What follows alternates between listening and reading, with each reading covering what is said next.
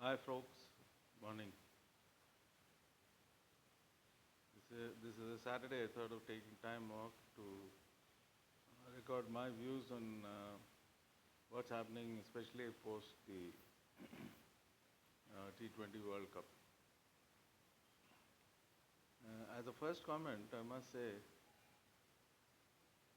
that it wouldn't be wrong to mention that India was somewhat lucky to get through, especially after the major debacle against South Africa. And it was not as if that was misplaced as a loss, because even in many of the earlier matches against some of the minnows, especially against US, etc., India had a rather fragile batting lineup. And except for one person in each match, and we were lucky to be that way, that Surya Kumar Yadav and then Ishan Kishan and then Hardik Pandya in one match and Shivam Dubey in one match. So one can always pat yourself on the back to say that, you see, we had various players who were putting up their hand for the crisis that the team found itself in, and feel good about it and start gloating about it. But the fact does remain that champion sides do not play like this. I think the only match, or rather the only two matches where we really dominated the proceedings were the final and the one against Pakistan. In all other matches, we were under pressure, whether it was minnows, like the US or Namibia, or could be major teams, like West Indies, and of course against South Africa, we had an extremely poor show. And if you look back at why it happened, it is not very far to seek. It essentially has been an attempt at completely reforming the team after 24, forcibly in lines with what Gautam Gambhir wanted. Imagine, you are having an opener like Abhishek Sharma, slam bang dash, out at 0 at 4 times and being given more and more opportunities. Ultimately, he had to come good at the end because he is not a bad player. It is just that he is completely out of touch, especially after his recuperation from some kind of ailment. I think it was flu probably. And he was physically weak. But we still insisted on playing him. But imagine selecting a team where you left off the likes of Yashasvi Jaiswal at the top of the order, KL Rahul at the top of the order, saying that we are going to build a new team. I mean, I think you have to have your head examined if you say Yashasvi Jaiswal is something of an old order. The second is, this team was completely changed from the 2024 winning side. Even in that side, there were a few gaps for sure, especially with Virat Kohli doing well only in the last match. Otherwise, by and large, was complying to the requirements of the team in the breach. And but for fairly reasonable performances by Rohit Sharma and in one match Virat and a reasonably consistent bowling performance, we would have been nowhere. But in this World Cup, I think a lot of the weaknesses of the Indian team had come through. Over-reliance on somebody like Varun Chakravarti, overexposure of people like Varun Chakravarti is not a good idea. He's a mystery spinner, and you need to give him time to reinvent himself. Because what really happens in today's cricket is you have such huge bats that once you decide that you're just going to run down the pitch and not allow him to pitch the ball on, and they give it a slam bang dash kind of approach against Varun, essentially negates any subtlety and mastery that he had because of the variety of pitches we had in India, which was mostly dead. And if people, the more enterprising and daring batsmen, do not wait in the back of the crease for him to pitch and spin his guile round them, the chances are that he'll get plastered the way he got done in most of the matches. Having said that, I think it is a commendable effort to have won the World Cup a second time, and not the least thankful to the other teams which are nowhere near India. So the overall weakness in T20 teams around the world and the fickleness and the approach that each team took of really go for a bash. I mean, to coin a new word, a bash ball technique happened to play into the hands of the Indians.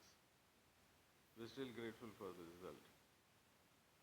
Now the second thing was the drama that was created by our neighbors, both Pakistan and Bangladesh. First, Bangladesh foolishly refused to play in India and wanted to play in Sri Lanka. If they wanted to do that, they should have raised it about a year ago. And Pakistan trying to gain some brownie points for itself through the issues that Bangladesh had. Obviously, the BCCI and ICC dealt with Bangladesh with an iron fist, and with a 12-2 majority, they were thrown out of the tournament, replaced by Scotland, which didn't do too badly, I would think. The second was, for all the bluster and the noise that Pakistan made, I think they just proved no better than the minnows. They lost almost all the matches, and if you leave it to the Pakistanis, especially Mr. Najam Sethi, he would say there is one more false flag operation by India in the Cricket World Cup. In any case, they had already started the nonsense of midnight magic on the pitches, and chips in the ball, and spring in the bat, and what have you. I think these guys should all really, they all belong to the Tampia Castle fairy tales rather than cricket, because cricket is by and large played on hard realities, while our friends in Pakistan generally play cricket in the fairy tales. And a fairy tale where the knight in shining armor are the old players who neither have character nor do they have any memory of what they've done. It is ridiculous. Anyway, I think at the end of it, justice was done. India won the match, but I would say that it is high time somebody goes beyond just the victory and finds out what all are we doing before that, because we haven't really covered ourselves with glory in either the test arena or the one-day arena. One day, of course, a little better, but test arena for sure.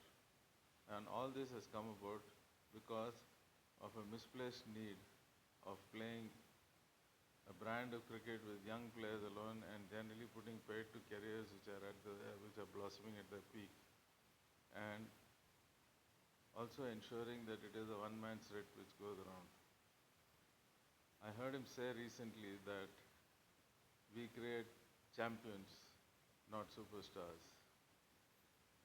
Mr. Gambhir has forgotten that throughout his career and post his career in the last World Cup in which he played, he has been cribbing about the lack of credit that has been given to him for his justifiably good performances in the One-Day World Cup in 2007, as well as in the 50-over World Cup in 2011. He, of course, was a good player who played in patches extremely well, especially I remember the series in New Zealand where he was absolutely outstanding. So when he's not, but to be simply frank, I think both in the Indian team as well as in the IPL team in Kolkata, this guy essentially overstayed the hospitality and literally had to be shown the door because of lack of performance at the end. And now, thanks to the various connections he has, he's got a plum job of the coach of the Indian team with extremely radical views about how things have to be managed the way he wants. And I think the faster we get rid of him, the better it is for the cricket's overall growth in India. I think, having said that, one has to take one's hat off to BCCI for managing this person, as well as the overall, overall health of cricket in India, by the infrastructure, by the training programs, by the scientific tenor that has been brought into the selection, and also the great number of people who have started playing cricket in India. Today we are so good. People talk about the dominance of Australia, but you don't forget that India can play 3 teams in each of the formats and still get all the teams into the last 4. I mean, we have such inherent strengths. And the only thing which I worry about is that this has become so dominant that there is not much incentive left for many of the other teams to actually improve, which is seen in the deterioration we are seeing in the other teams. Today, of course, IPL has come to the fore, which is good from the point of view of money that the players get. But the problem has been it is over-dependence on IPL has given T20 the front end place, the place at the front of the dinner table, while the other formats are seriously lacking. I think in the last series in which England played against India, we saw Jaiswal scoring a ton of runs, and we also had other players like Gill and Rahul and in one match Rohit playing extremely well, and also the English players. One of them got a double-handed. I think it was Oli Pope. And also I remember the Oli Pope dismissal by Bumrah, which was an absolute classic. So the real competitiveness in all those games have to be retained, and India has to come up with the goods as well as they have done in T20 for us to contribute and become the world's best side. We have a tremendous width. I think in test matches and 50 overs we need the depth to ensure that we consistently keep winning and give the myriad fans that are there in India a great time and a feeling of superiority, which we have lacked for ages. We have been at the receiving end of many of these nonsensical things which are being spoken about cricket management, etc. But I think what BCCI done is a miracle, and at the end of it, had it not been for India, the other teams would have probably gone. Imagine sharing a significant amount of the revenue which is coming out of the Indian populace and the sponsorship from the various TV channels in India, and a lot of that money going to ICC for redistribution to the other teams, and especially the minor nations who can hardly support themselves. Cricket would have been history except for the top 3 teams, which would have been extremely boring. I think this time's T20 World Cup, the greatest point of interest was how well the minnows played, the lesser known teams played, and it is good tidings for those teams as well as the T20 as a competition. But one feels sad about what's happening in tests because not too many are coming up. And over and above that, major controversies like the ones that were brought about by Bangladesh and Pakistan are best avoided. We're just getting rid of those teams because they are neither contributing to the good of the game, they're not bringing in good players, they're bad losers, and they also keep talking about some conspiracy theories all the time, which beats logic and common sense. So I think we have to get over the fact that the biggest money spinner is game with Pakistan, because we saw that even in the match against New Zealand, we had more than 100,000 in the stadium, and very nearly 800 million people watching otherwise. So the fact that Pakistan-India team is the only reason why cricket is alive is something which has to be put paid to. By having better teams come to India, and also India going to various places with sponsorship from BCCI and the Indian television channels in order to promote the game all around the world in the manner in which they are doing. I think if BCCI is taking a lion's share of it, it is quite understandable, because the money essentially has to come from sponsorships and from the TV sponsorships which are done by the Indian channels. So it cannot happen that countries like Pakistan get majority while we do all the work and they sit back. I think it is time we get rid of such notions that that there has to be equality.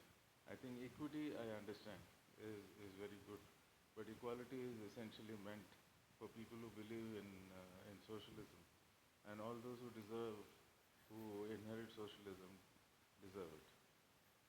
I'm all for market forces to take on, and if India happens to be the biggest market for the contribution of the upliftment of the game and the progress of the game, then so be it. I think it is time we take over from the erstwhile kings of cricket like England and Australia, and while giving them their place and glory, we still control the game today because we are legitimate kings of the game today. Thank you very much, and please do subscribe, and in case you have any comment on this, please do write. I shall try and read